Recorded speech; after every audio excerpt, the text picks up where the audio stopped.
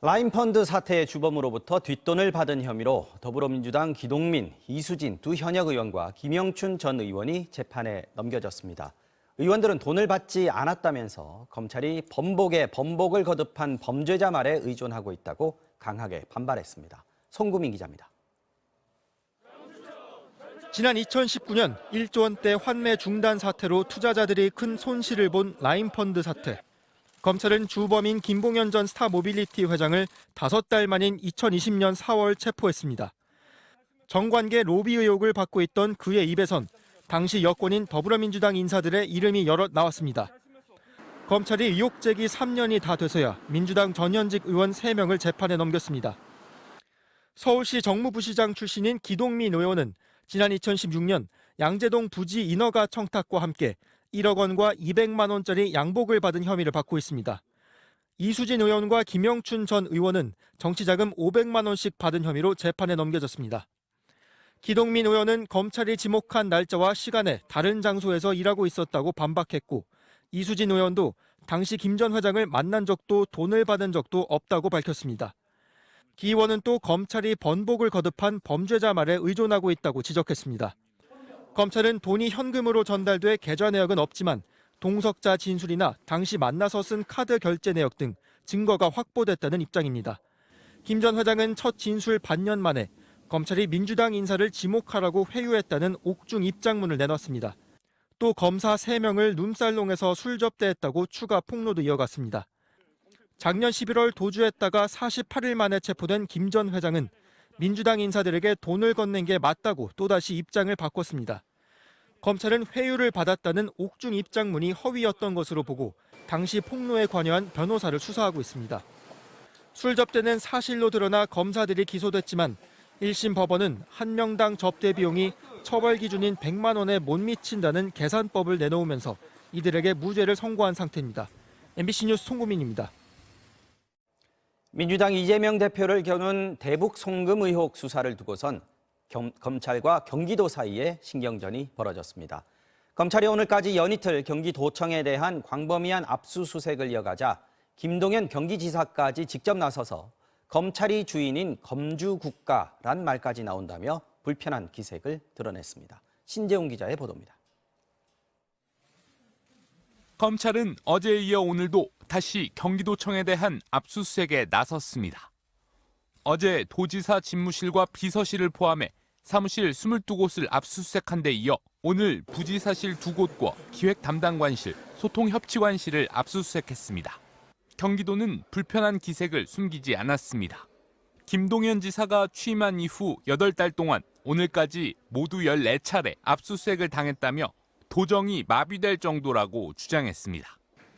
작년 9월 더불어민주당 이재명 대표의 허위 발언 등 공직선거법 위반 혐의와 쌍방울 대북사업 의혹 압수수색이 이어졌고 11월 또다시 정진상 전 실장의 이메일을 압수하겠다며 검찰이 들이닥쳤다는 겁니다.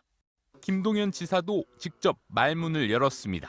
압수수색 영장은 자판기도 아니고 제 컴퓨터는 제 컴퓨터고 지금 수사 대상에 있는 사람들 저는 한 번도 만나본 적도 없고 전혀 면식도 없는 사람들입니다. 민주국가가 아니라 검찰이 주인인 검주국가라는 말이 나온다고도 했습니다. 검찰 관계자는 이재명 지사 시절 대북 업무에 대한 자료만 압수수색했다며 경기도가 이 지사가 쓰던 PC를 폐기했다고만 할 뿐 기록이나 근거 자료를 제출하지 않아 압수영장을 집행했다고 반박했습니다.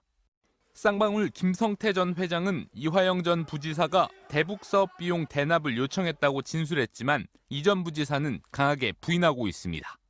결국 검찰은 경기도와 쌍방울 관계를 입증할 서류 등 물증을 찾아 나선 겁니다. 수사팀은 이 전 부지사의 자택 2곳과 수원구치소 방까지 압수수색하며 이 전 부지사에 대한 압박도 이어갔습니다. MBC 뉴스 신재용입니다. 체포동의안 처리를 앞둔 이재명 대표의 발언도 점점 격해지고 있습니다.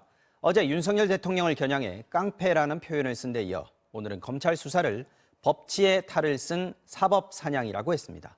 민주당도 윤석열 정부가 검찰, 경찰, 감사원에 이어 이제는 군까지 동원하고 있다고 비판했습니다. 박윤수 기자의 보도입니다. 66분 기자간담회로 여론전을 이어간 이재명 대표는 구속영장 청구는 사법사냥이라고 맹비난했습니다. 법치의 탈을 쓴 사법사냥이 일상이 돼가고 있는 폭력의 시대입니다. 정치는 사라지고 지배만 난무하는 그런 야만의 시대가 다시 도래하고 말았습니다. 또 검찰의 영장은 판사를 설득하려는 게 아니라 대국민 선전물이나 국민의힘 성명서 같다고 했습니다. 특히 정치적 영향력이 큰 야당 대표라서 증거인멸의 우려가 크다는 검찰 주장은 이렇게 반박했습니다. 그러면 대통령 부인은 어떻게 됩니까? 구속해야 될 이유가 더 커집니까? 과거 불체포특권 폐지를 공약했다 말을 바꿨다는 비판을 반박하듯이 지금은 비상 상황임을 강조하기도 했습니다. 강도와 깡패들이 날뛰는 이 무법천지가 되면 당연히 담장이 있어야 되고 대문도 닫아야죠. 또 경기도지사 때 2년 동안 재판에 출석하면서도 문제없이 도정을 이끌었다며 기소되더라도 대표직을 유지하겠다는 의중도 내비쳤습니다. 당내에서는 대표 영장 청구에 전현직 의원들까지 검찰이 무더기 기소한 걸 놓고도 격앙된 반응이 터져나왔습니다. 다음은 또 누구입니까? 국정을 견제하는 야당입니까? 정당한 비판의 목소리를 내는 언론입니까? 아니면 건전한 지적을 하는 시민 단체입니까? 또 부승찬 전 국방부 대변인 압수수색에 대해선 경찰, 검찰, 감사원에 이어 이제는 국군방첩사령부까지 동원해 전두환 군사독재 같은 무소불위의 권력을 꿈꾸냐고 꼬집었습니다. MBC 뉴스 박윤수입니다. 이 대표의 발언에 대한 국민의힘의 맞대응도 점점 거칠어지고 있습니다. 인성이 바닥을 드러냈다거나 짐승도 두려움에 떨면 목소리가 높아진다는 등의 발언이 이어졌는데요.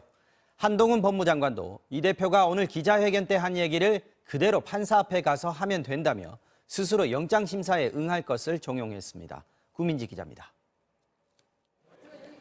국회 법사위에 출석하기 전 취재진을 만난 한동훈 법무부 장관은 이재명 대표 기자간담회를 이렇게 총평했습니다. 본인 혐의를 부인하는 취지의 기자회견을 1시간 넘게 하신 것 같은데요. 바로 그 얘기를 판사 앞에 가서 하시면 됩니다. 또 체포동의안 부결을 방탄이라고 생각하지 않는 국민이 있겠냐며 당당히 조사받으라고 압박했습니다. 사법 리스크를 일거에 조기에 해소할 좋은 기회일 텐데 그걸 마다하고 특권 뒤에 숨으려는 이유를 국민들께서 궁금해하실 거라고 생각합니다. 국민의힘도 이 대표의 기자회견을 방탄 여론쇼로 규정하고 대대적인 공세에 나섰습니다. 특히 이 대표의 비난 수위가 높아졌다며 골목에 몰리니 인성의 바닥을 그대로 드러냈다. 또 본인 미래가 없으니 아무 말이나 한다는 비판이 이어졌습니다.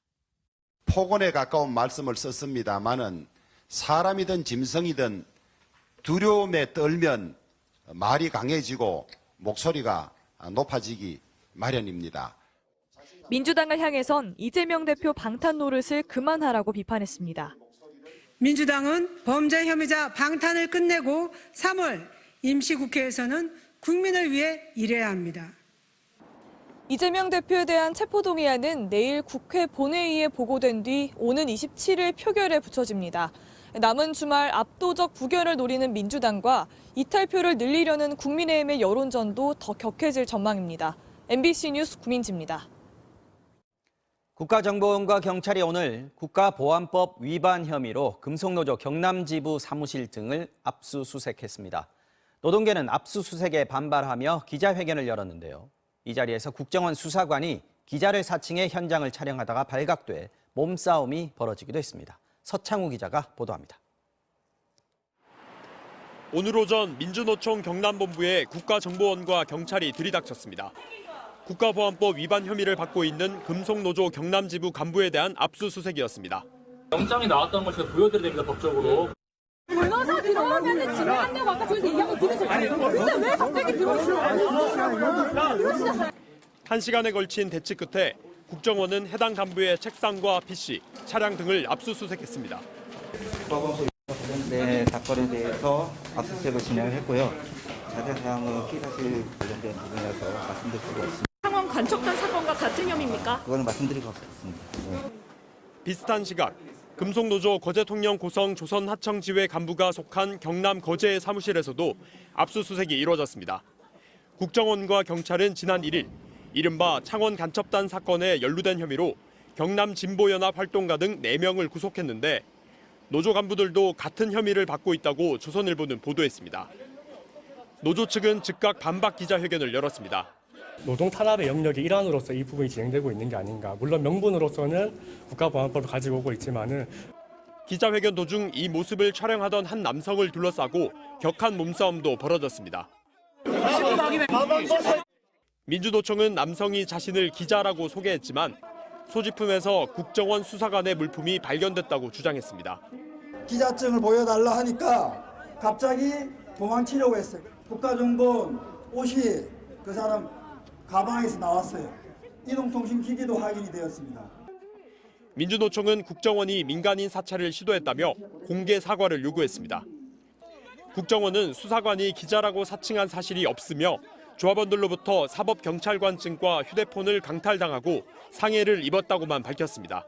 MBC 뉴스 서창우입니다.